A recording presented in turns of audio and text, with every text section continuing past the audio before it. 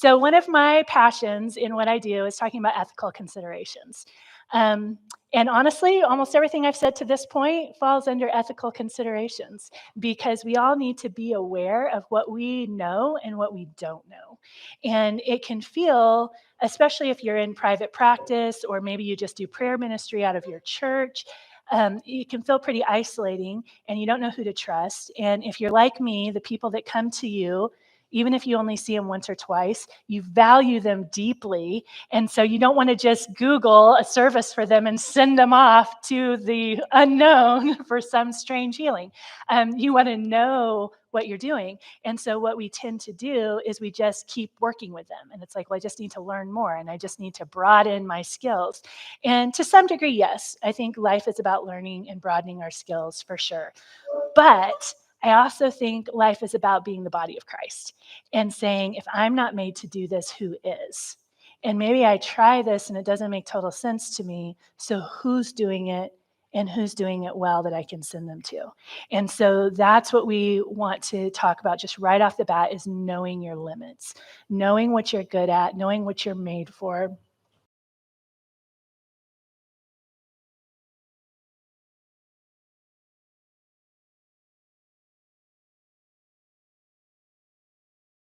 Yeah. And the great thing about this process we're going to talk about today and tomorrow is it also happens to be God's design. Like God made us who we are. He designed us to cope with trauma and all the mechanisms that go off to do that. But then he also designed us to heal. He designed our brains to grow. He designed our hearts to mend. It's part of how we as humans are made. So when you understand that, you can really go far with yourself, but that's a whole nother conference, and then also with your clients. So the first thing right off the bat is know your limits. One of the ways that we do that is by assessing what's going on internally when we're talking to someone. When you're hearing somebody's story or when you're hearing what somebody needs, listen to your own thoughts. Think about what you're feeling internally. Pay attention to your body. When this client comes to see with you, every time they come, do you feel tension in your shoulders? Every time they leave, are you a little nauseous? Do you get headaches every time you talk to this person? It could be that maybe they're past your limit. You either need to stretch a little and figure out what's going on internally, why you're reacting this way to that person, or you need to find somebody that's better equipped to help them. Because we can't just ignore those things. Those things that go on inside of us when we're working with other people impact the service that we are able to give. And we're not doing them or us any good to ignore that. So be very aware of how your internal response is when you're meeting with someone. Determine your ability. I'm on page 5, by the way. I think most of you found me, but determine your ability to assist the individual and refer if needed. So there's questions that you can ask yourself, and we all work at different levels with people. So you kind of have to know what your level is, so you know when that client exceeds that level and you maybe need to refer them. So some of the common lines in that would be, is the client in danger or still living in trauma? You don't always know that the first time you meet with somebody. Sometimes it takes a few times before you figure that out. And that's one reason why I'm a big fan of being very upfront about I am a multi-approach facilitator. And if I care for you deeply and I want you to have the best service. And if that's not me, I'm going to find somebody that can help you. I'm going to try to connect you. And that way they don't just feel like abandoned in a minute if you yank out at session 3 when you're like, oh my gosh, you're living in domestic violence. Like, I don't handle that. Why didn't you tell me that to start with? Well, most people aren't going to open with that unless they're really overwhelmed. But these are questions to be asking, to look for the signs, to find out what's your living situation, self-harm. Do you feel in despair a lot? How far does that go? There's just some ways that we can kind of dig in and figure out, is this person in a current state of trauma that I am unable to handle? Discuss what the client wants from counseling. Usually we know what the client needs, or we think we do. And what they want is not always what we think they need, right? So they come in and they're stressed out because they just can't afford to live and they have too many bills and blah, blah, blah. And we're like, you need financial management. Like, you got to be able to learn how to manage this. And they're like, I need to win the lottery. It's like, okay, your want and your need are two different things. I can't help you win the lottery. That's probably not going to happen while we're meeting together. But I can't help you manage your money. So you have to kind of correlate what that person needs, what they want, they think they need, as opposed to you kind of looking at them and saying, well, this is what I have to offer. This is what I see the problem might be, and this is what I have to offer. Sometimes if you're not very skilled at that, especially if you're new to counseling or even a few years in, it's helpful to not just do a one-day, there's another word, assessment. I was going to say interview. To not just do a one-day assessment with someone and then jump into training, but maybe do a 2 or 3 time assessment with someone and say, I'm going to meet with you 3 times, and then we're going to talk about what you need, what I have to offer, and see if that matches. And then that way there's not the surprises that come about that far in, and they're like, I was settling in to do this for life with you, and now you're kicking me out the door.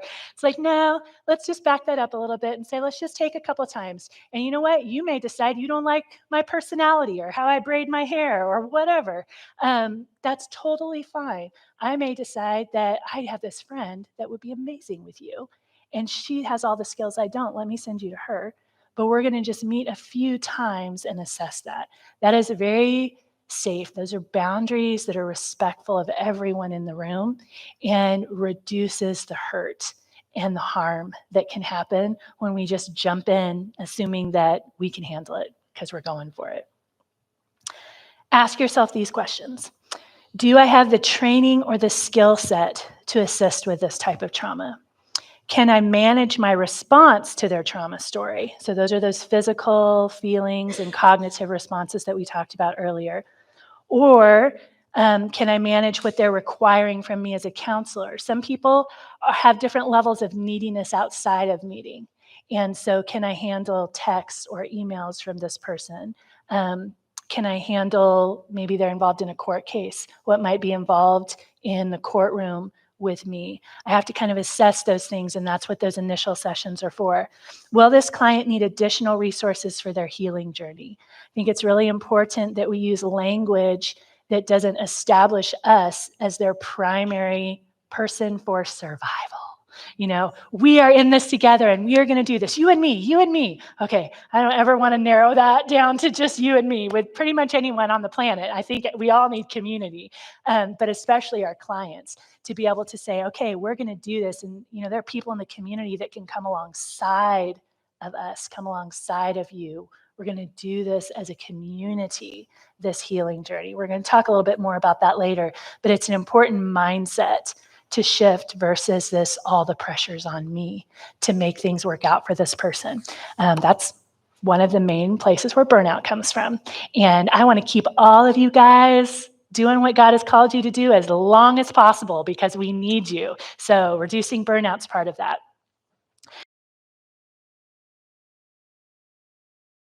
It's really important to set boundaries for yourself as well as for your client. You both need boundaries in that room to be safe. And the client's not going to like all the boundaries you set. That's just how it's going to be.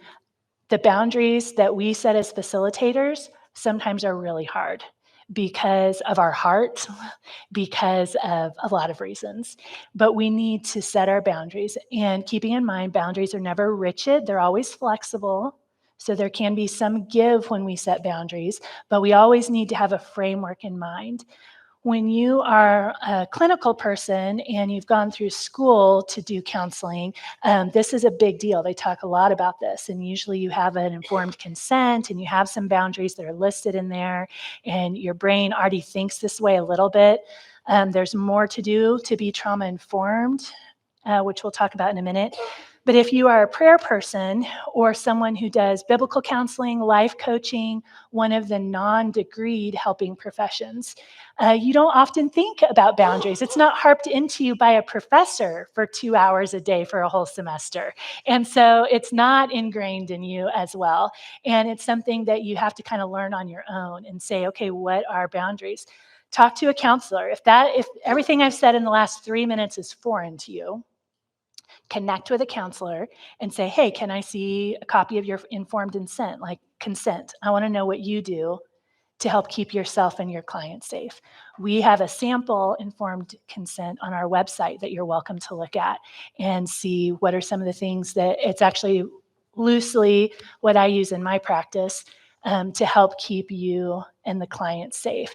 That document is it's really a safety piece. And you don't have to be licensed to have a document like that. You can tailor it to what you do.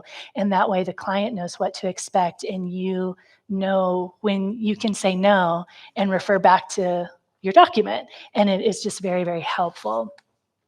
Some of the boundaries that you need to have as a counselor is think ahead as far as phone calls, email, and texting boundaries. What are you willing to do outside of meeting time? It may be nothing. And that is 100% fine. You can be very upfront with that and say, I just don't do any contact during session. It may be, I don't mind texting, but I can't really do phone calls. That's fine too. Just think through your lifestyle, think through what's needed for you to not be overrun and to feel like you're protected, and just establish those boundaries in your document. For me, I don't do phone calls. It would really have to be a pretty big crisis, and all my clients know that. So I don't really do phone calls. For texting and emails, my rule is you can text and email as much as you want. I probably will not respond to any of it. When I read it, I will pray. We can talk about it in the next session. And my clients are great with that. If I do respond, which occasionally I do, I generally get the email back that says, oh my God, thank goodness you responded. And I just picture them melting when they say that. But I don't respond 90% of the time to text or email, but they know I read it. They know that I'm praying for them, and they know that I'll be better equipped the next time we meet. And so because I've stated that boundary up front, there's very little drain on me in that between session time. And they are able to release some of their stress. Like for them, and what they've told me is that helps me, one, I can release that problem to somebody who gets it. So it's like a little bit of weight off me to do it. And then two, I may not remember that when we meet next time, but now you know it happened. And so then that also helps me track with them. I have one lady that will go through and read all of her texts. We meet every other week. She emails, long emails. She'll read all of her emails for the 2 weeks prior to each session. And there's a lot in there she doesn't remember. She's very dissociative. There's a lot in there she doesn't remember. It fills her in on her week. It's kind of like her journal. And then about every 2 or 3 years, she'll go back and read all the emails from 2 or 3 years ago and like see how far she's come. And she's very detailed. Again, she has long emails and they're very detailed, but that is so healthy for her because she's able to track her progress in a way that I couldn't do in a file, but she can do it on her own. So I want to give my clients that avenue. You may not want to do that because it may be hard to read an email where someone's in dire stress and you're not responding. I get those. And I kind of feel through whether or not it's an emergency that I need to do something or not.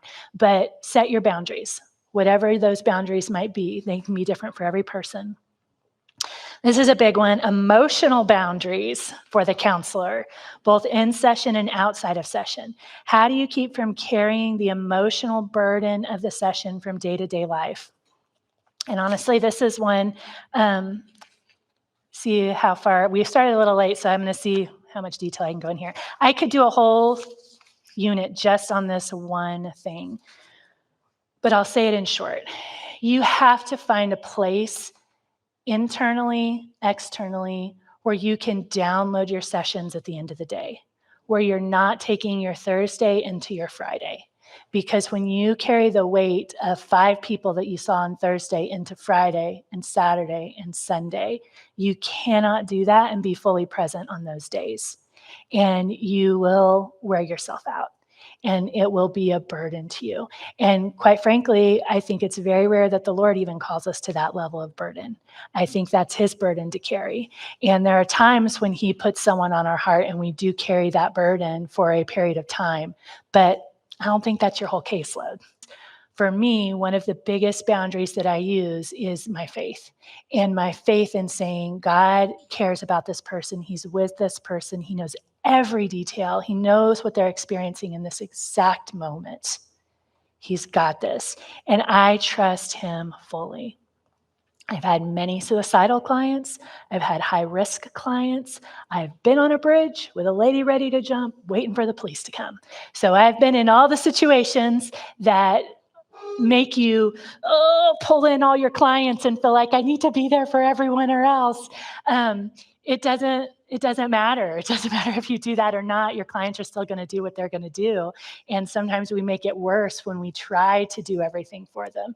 We have to just kind of relax. And so for me, it's like, okay, let me know, Lord. And sometimes I get an email that doesn't even seem bad, but I'll feel like the Lord says you need to call or you need to text. And so I absolutely do in that moment. And then sometimes it's all over the place.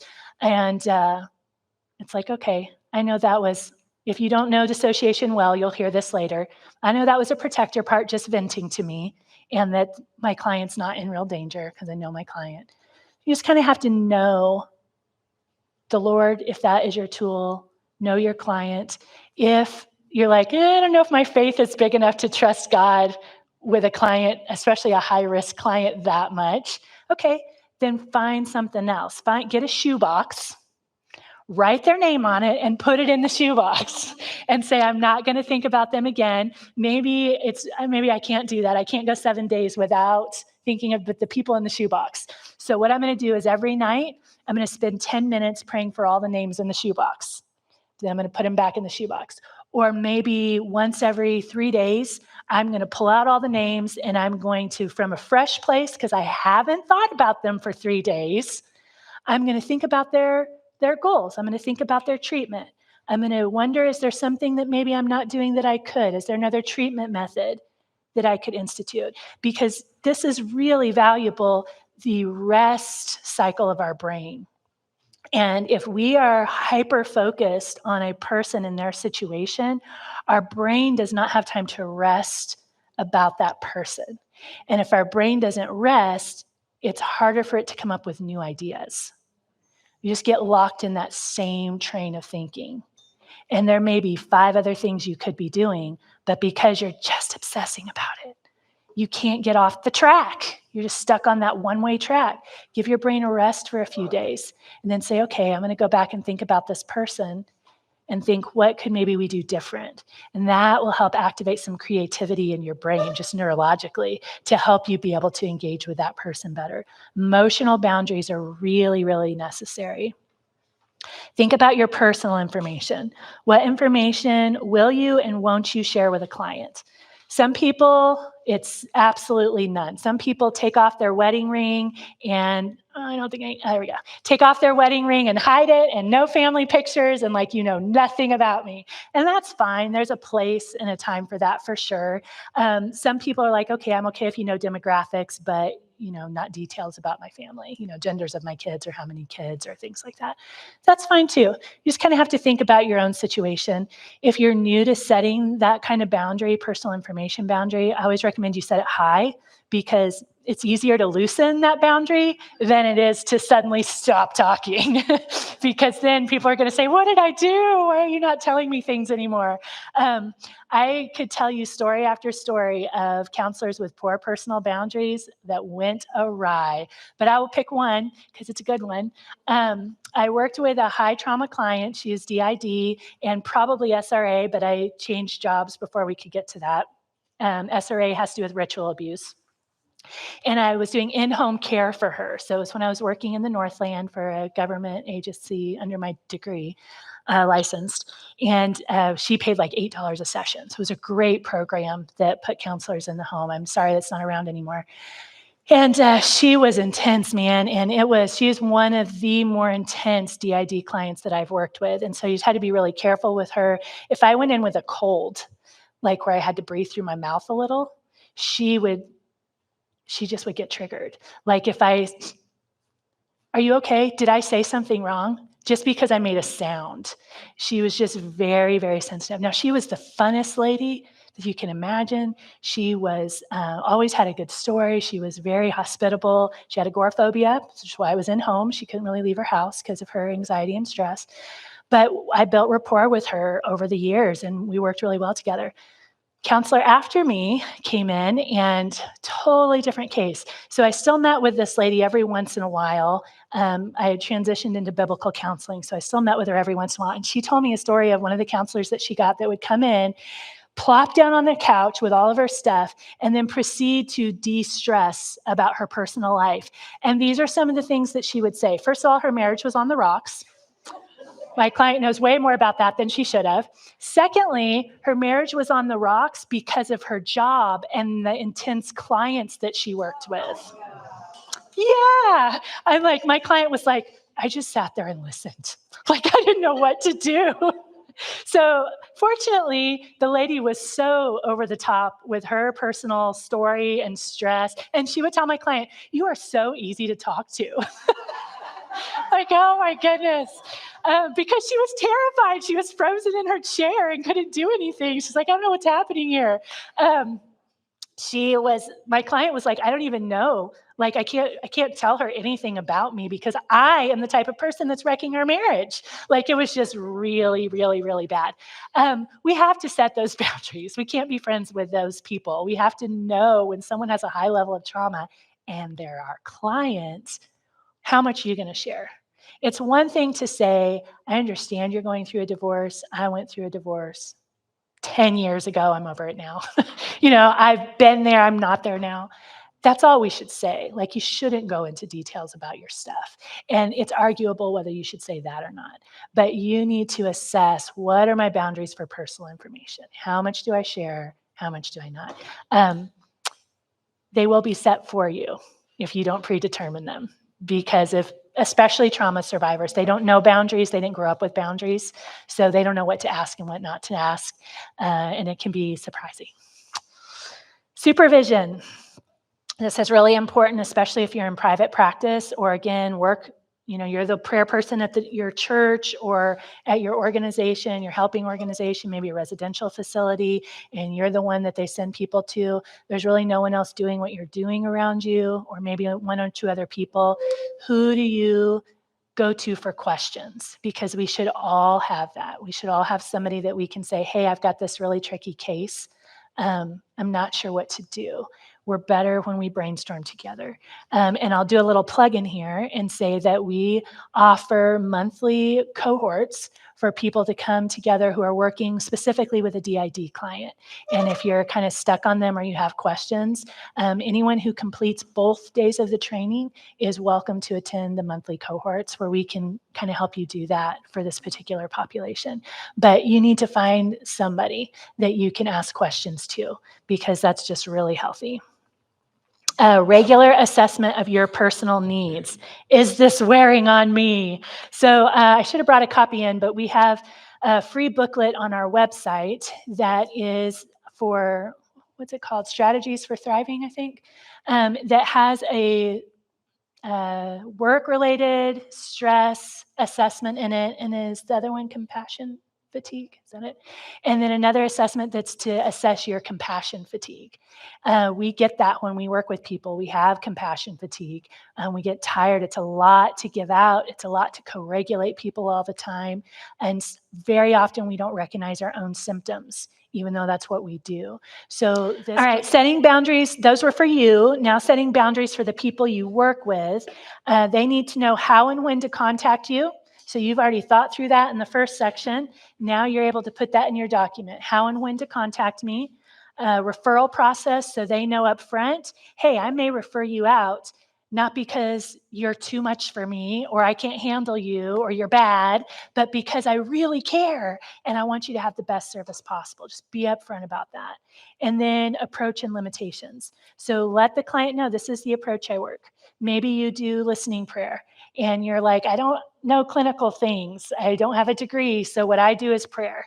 And if you want prayer, you can come to me for that. If you want a clinical approach, if you're looking for a diagnosis, I can send you to somebody who can do that. Maybe you are only clinical and you don't incorporate prayer. You may be a solid believer, but you're like, that's not what I do when I'm in session with someone. Then tell them that. I respect your faith. I respect what you believe. I don't pray with clients. And I don't even really use scripture with clients. So if you're good with that, we can work together. But if not, let me try to connect you with somebody who can. Maybe you use EMDR, which is more, it's a different process other than talking. I'll leave it at that for time's sake. And you need to tell them that. We don't really do talk therapy. This is my modality. This is what I do. And let the client decide if this is going to work for me or not. That is just really healthy to let the client set their own boundaries. A few legal considerations for you. Diagnosing is a very interesting thing. Every state, so this is important, don't check out if you're not licensed, okay? Because this is really important for every person in the room. Every state has a governing board over licensed counselors. For Kansas, it's the NBCC. Nope, it's not. Oh, I always switch the letters, so I won't tell you. BSRB, thank you. I always switch the R and the S. They govern the people that are licensed. They say what you can and can't do. You have a code of ethics through them, and it's very important to follow that to maintain licensure. So if you're not licensed, you're a prayer minister, you just work in a facility of some kind, you may think that doesn't matter to you, but it does, because those governing boards say what you have to be licensed in order to do. So if you are unlicensed, you can violate the rules of that board through your helping. And then if you do that, you can get into some legal trouble. Every state is a little different. So in the state of Kansas, it is illegal to diagnose someone using the DSM-5, the main book with personality disorders and anxiety disorders and all of that, to diagnose anyone unless you're licensed. In other states, you can. One of the other states I'm familiar with is actually Virginia. In Virginia, anybody can diagnose anyone with anything. Isn't that great? But unless you're licensed, you cannot accept a fee. You cannot charge, and you absolutely cannot ask for donations for your services. There is to be zero money implied, inferred, exchanged for any services. So their board is a little different than our board here. Kind of prefer our board because it makes it a little bit easier to do this for a living. But know your board. I don't know Missouri. I need to get to know Missouri now that we're doing these trainings and I'm doing the ethical talk. But get to know your board and find out if there's something in there that you cannot do if you're not licensed. Really important. Having a casual conversation with someone, I'm going to talk about this tomorrow. Having a casual conversation with someone and saying, oh yeah, I think you might have dissociative identity disorder. That is not appropriate.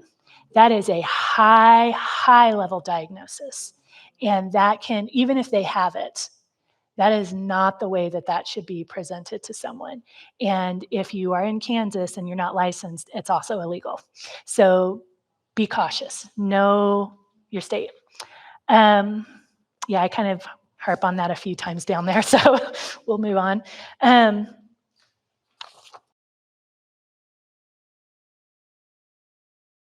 Choosing your therapeutic approach. Know what you do. That's important to know what you do, right? Anyone who helps people, someone should be able to come up to you and say, hey, what do you do? And you should be able to describe it well and not, well, I don't know, I kind of do this, but I sort of do that. Like really polish up, what is it you do? What service do you provide and how do you provide that? What's the modality or the way that you provide that? That is just really good, solid business ethics, to be honest with you, but also counseling ethics. Know what you do. There are a lot of different modalities that work with dissociative disorders and that are very, very good with dissociative disorders. We're not here to talk about the differences in all of them today, but I did just list a few on there for you. Straight up talk therapy can be very useful. Cognitive behavioral therapy, EMDR, neurofeedback, the polyvagal theory, DBT. EFT is not listed here. I think it's listed on my other form. Internal family systems, primary identity approach, doing some form of listening prayer, Theophostic, Sozo, Emmanuel. There's a few different ones out there. It's important to kind of go through, if you're not really sure what you do or what would be effective, to just research a little bit of these and see what are they about. Do they match me? Do I feel like I can do it? Now, side note, God may stretch you because you may be insensitive to people, and God says work with DID because that doesn't go together. No career profile says I should be a counselor, but I do. um, know yourself, and if God stretches you, that's great. You roll with it because he will do amazing things. Because I think that's one reason why I'm so empathetic is because it's not me.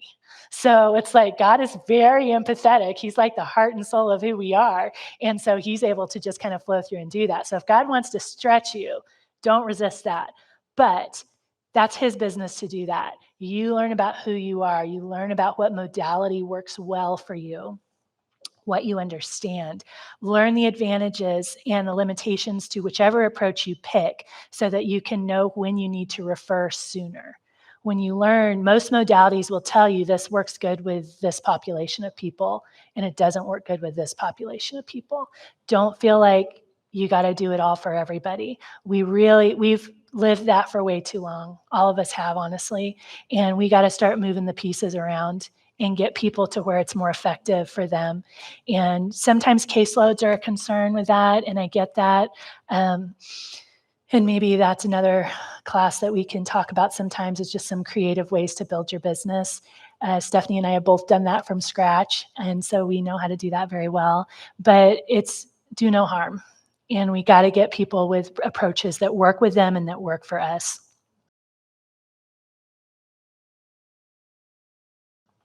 Encourage a diverse support system for your client. So this is really important, and I think it should be a part of every therapeutic approach, is that we encourage the client to have more people than just us. My agoraphobic client that I mentioned earlier, I was pretty much it. She had 2 social supports, but they weren't really in any better mental health state than she was, but at least they were social supports. And other than that, it was me, and that was just kind of the way that job position worked and kind of the demographics that came to us.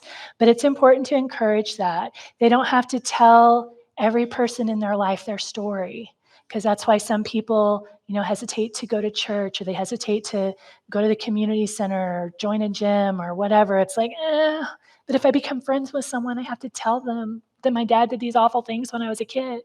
It's like, why? Why do you have to tell anybody that? Like, that's your business. Maybe they need to learn some social skills and some social boundaries to know you can have people close to you that don't know every detail about your life. That's okay. Doesn't make you a liar. That's what especially trauma survivors will feel. If you don't know everything about me, then that makes me a liar. And it's like, that makes it hard to have a relationship, and also makes the relationship very one-sided. So you may have to teach a little bit about what relationships are like, but encourage your clients to have other supports. Just a few that are listed: another counselor. Several clients that I have see me, another counselor, a prayer person, a nutritionalist. Like, we don't all communicate all the time, but we share the work, man. And it is great because I know that person has 2 other sessions before they come back to me. And so it works out really well. Prayer support: if you're clinical, hook them up with a prayer person. If you're a prayer person, hook them up with a clinical person. A health advocate, somebody who can work on their nutrition and exercise. A support group, somebody that will do body work with them. Social outlets, media, and educational supports. So even podcasts is a good way to know that somebody's going to be getting some quality something when they're not necessarily with you.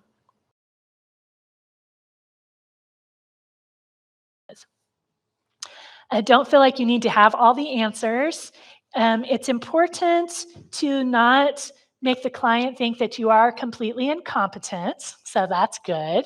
But you also don't want to be the savior that knows everything either.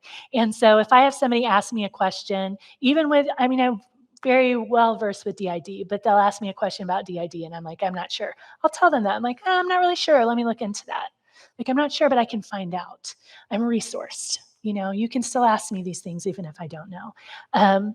It's okay to say that. It's okay to say that. Just speak from a place of confidence and authority, and know your responsibility. So your responsibility also includes learning, oh yeah, this one's important, but it's just a little blip in here because it's not where our ethics are focusing today. But your responsibility includes learning safety requirements for working with high-risk clients. So if you have someone who does a lot of self-harm or tends to be suicidal, it's your responsibility to learn how to work with that person. There are lots of classes available on that, that will even give you some documentation that you can use, a safety agreement for someone to sign if they're suicidal, and some steps that you can take. You got to know when you need to use a form and when you need to call 911. I've done both many times, and there's a difference. And so if you don't know that, if me just saying that is a little foreign to you, then you need to find a class on that and just brush up so that you know how to care for the people that you work with. It's your responsibility to keep yourself open to the Lord and obey his leading. It's your responsibility to validate your client's pain and their emotions. That is your job. And I would say, by and large, that is more important than even solving their problems. Validating their pain and emotions. There's so much healing that comes through that. And that's woven in through the whole rest of today and tomorrow. Validate them. Your responsibility is to operate in the fruit of the Spirit. On this one, I was trying to come up with, all the things that we should be as a counselor, kind and loving and enduring. And I'm like, oh, wait, these are all the fruit of the Spirit. So I'm going to save you the long list and just put that. You can look it up in Galatians. That's who we should be in that room. It's really, really hard to be that 100% of the time to everyone 24/7. But generally, we can manage it for 50 minutes at a time. So look it up and say, what can I work on from this list to be available in this moment to this person? Your responsibility is not to bring healing. We are not the creator. We are not a doctor that can actually stitch someone together. Everything that's going on inside of our clients is invisible. It is not our job to bring healing. It's our job to guide them to their healing, to help them find it. If we misunderstand that and think we are supposed to provide it, which clients think you're supposed to provide it often, but you don't get that confused. We don't provide healing. We just guide people to get there. There's a whole lot less pressure in that, and you'll be way more successful. You are not responsible to manufacture a breakthrough. I think in working with dissociation, that's probably the biggest one that I always have to remember, because there's just perpetual crisis sometimes with dissociation. And you feel like, oh, we just need a breakthrough for this person. Like we just need something to shift. We just need something to change. And as the facilitator, you can start to feel a little desperate about it as well. That's not your job to bring a major breakthrough. You don't even know how to do that. None of us do. I wouldn't even say a neuroscientist knows how to, because the brain and the heart and the emotions and the spirit, it's all very, very complicated. And sometimes when that emotional breakthrough comes, I'm as surprised as everyone else. And I'm like, thank God. That's okay. We're in the journey. If you hit that moment, that means you are with that person in the journey. You weren't trying to control it because you were as surprised as they were, and that's beautiful. That's not your job to manufacture a breakthrough. Again, we're there to guide these people to what they need in that moment. Guide your clients.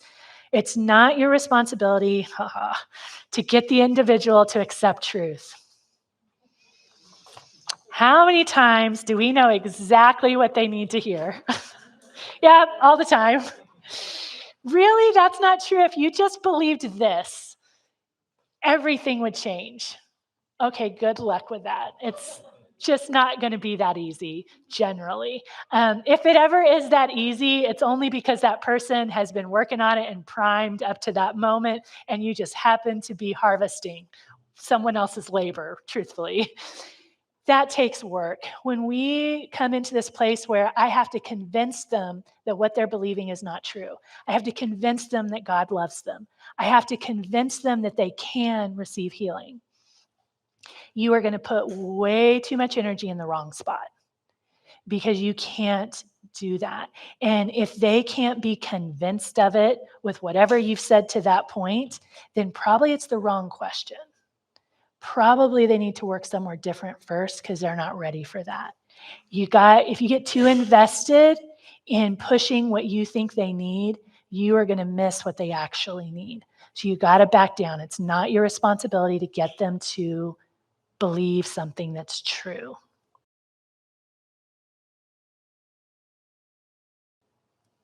Set and honor healthy boundaries, all of these things that we're talking about. If you haven't done this already with the people that you work with, when you leave, maybe Sunday, Monday, or a week from now, go through the notes on these ethical considerations and say, what haven't I thought about with the people that I work with? What should I start thinking about? Because we want to be able to provide the safest place possible, and boundaries are a big way that we do that. Continue to grow and develop both personally and professionally. This will stretch you. This work, especially with dissociation, will stretch you personally, professionally, spiritually, every way possible. That is good and it is healthy, but you got to know when you need to take a break too. And so all of that is just important in assessing, what am I thinking? What am I feeling? What's happening in my body? That clues you in to if you're overwhelmed and if you're burnout, or if maybe you're fearful, or we haven't really talked about this one, but sometimes, especially when we get high trauma clients, it can trigger our own pain. And that's something we have to be aware of. And sometimes it's like, oh, I'm familiar with that pain. I know what to do with it. I can set it aside during session. And when session is over, I can go and deal with it because I know. So that's good, healthy management. But if you don't know what to do with it, it's going to run you over. It's going to carry you through the week, and your pain's going to get intertwined with their pain, and it's going to be super unhealthy. So be aware of your own past, your own triggers, and maybe even things that you didn't know were painful that you found out were painful when you heard a client talking. And you're like, oh, that's my story. Oh, that's how I felt too. Oh, I didn't even realize. Am I still doing that? And you're processing right there in the room with them. Okay, compartmentalize, very important. Deal with it later, but deal with it later. That's the important part. Deal with it later. Regularly assess your level of work-related stress and compassion fatigue. Again, you can use that using our booklets that we have listed on the website. Just super, super healthy to do that.